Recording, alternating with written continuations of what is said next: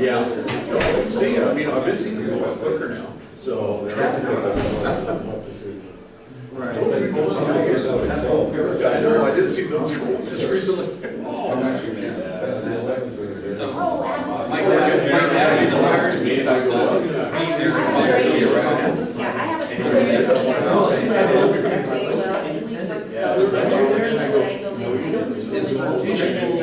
So that's good. I realize it. So all you're gonna do now. Place all the You're gonna teach. So pretty much now, you won't even. That part, like,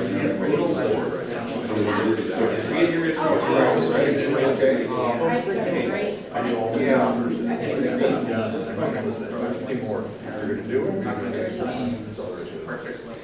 You're the ones that are so, and you're I don't think gonna the do it. website. I don't have the password. Yeah, we were the Here's what happens. That was Larry.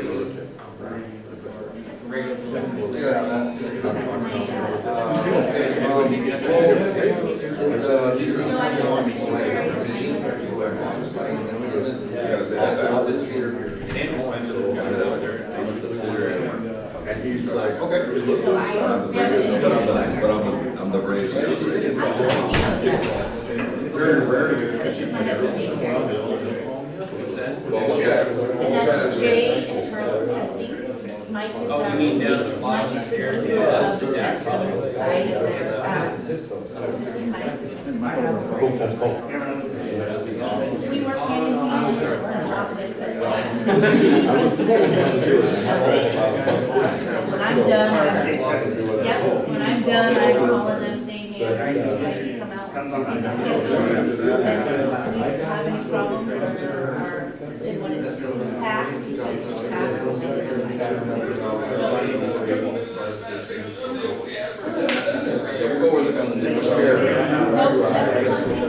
So they, you know, important to me. Tiny little Sounds thing. like to me how they would decide to take everybody versus that. So you have three entities that are taking everything. So making sure that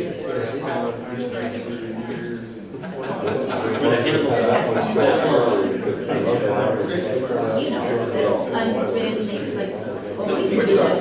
Good job. There's yes, there's a trouble. Every part of that conference says, all right, let's get that. And then it's both.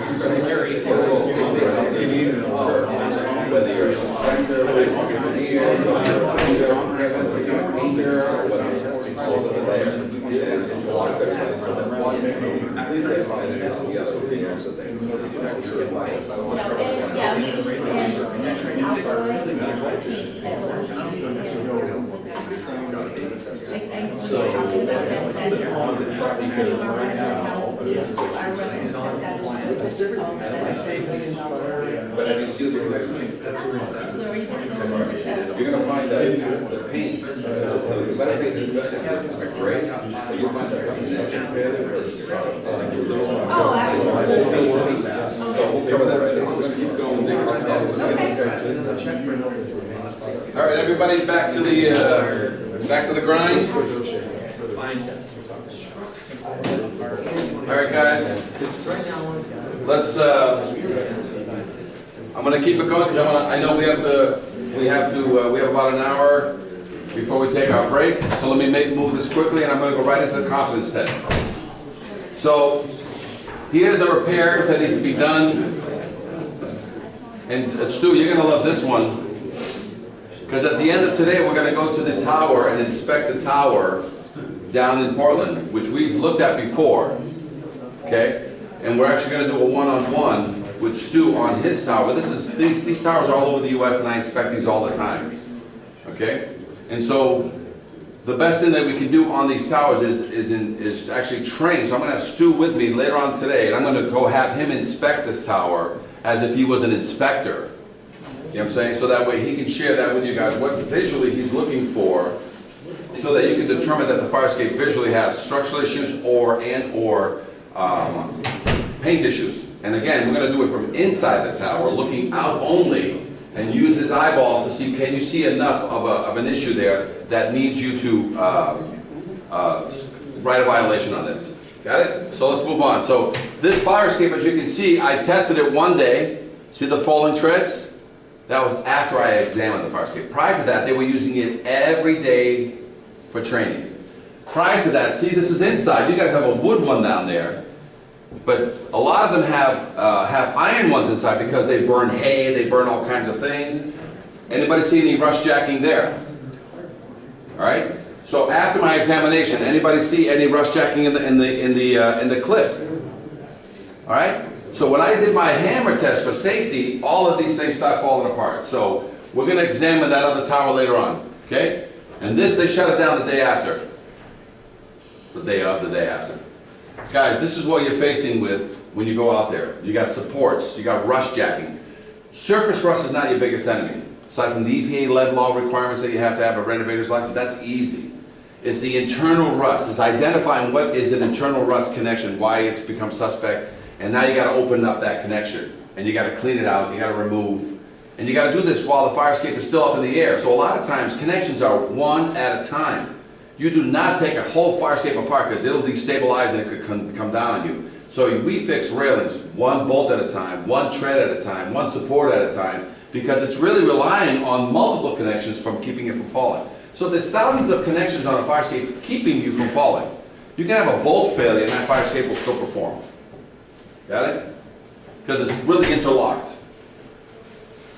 By the way, this is on a veterans home up in Boston. So if the war didn't get you, this is people doing nasty things to fire escapes. Trucks, trash trucks, cement trucks, right? They just rip them out of the buildings. Hammer testing, non-hammer testing, right? This is a city hall. Does anybody notice any problems with the city hall? And I hope that goes to the mayor's office. I was going to say legal. Guys, the biggest issue with a lot of fire escapes is what's inside. Yes. All right? So this is a 20-story building that we were looking at in Chicago, and everything went on the opinion affidavit. We started doing some sampling throughout the 20 stories. What did we find?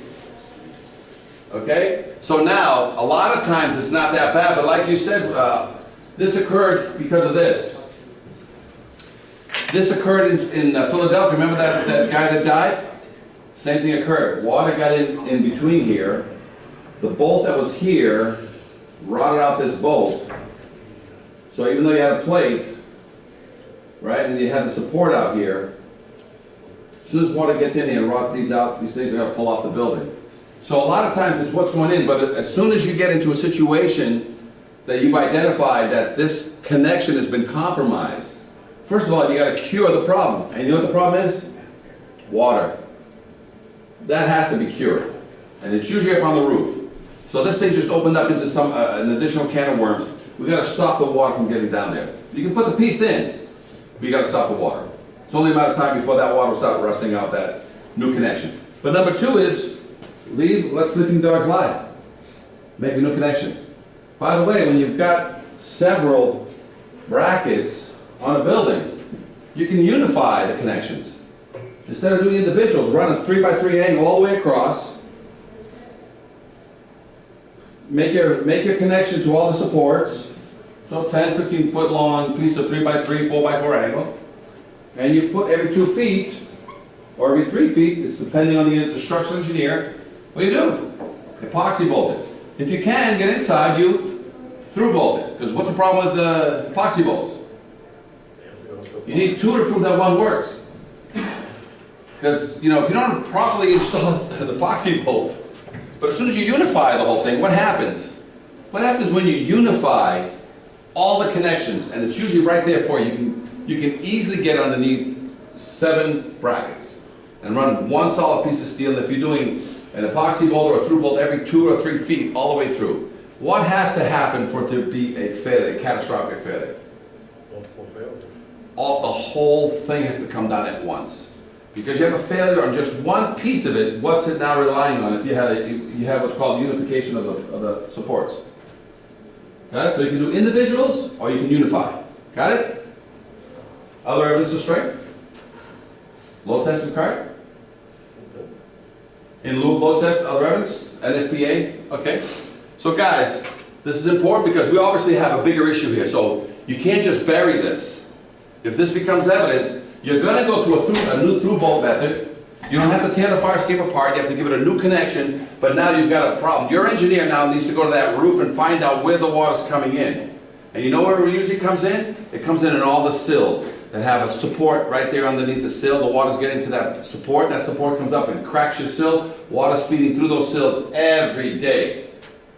So this is not just a fire escape repair. There's a mason now involved and a roofer now involved, identifying where the water's coming in through this thing. And in some cases, I have water infiltration because right now, right here's a sill, right? And it snaps the sill. Water comes in here, feeds water to this every day.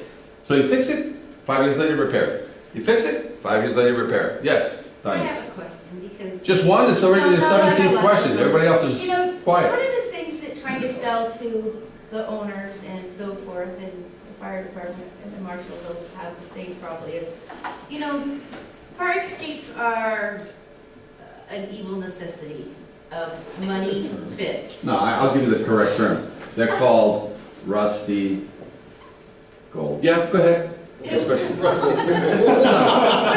One man's trash is another man's treasure. I understand. So, what is it? So, you know, Yeah, hard life, I understand. Go ahead.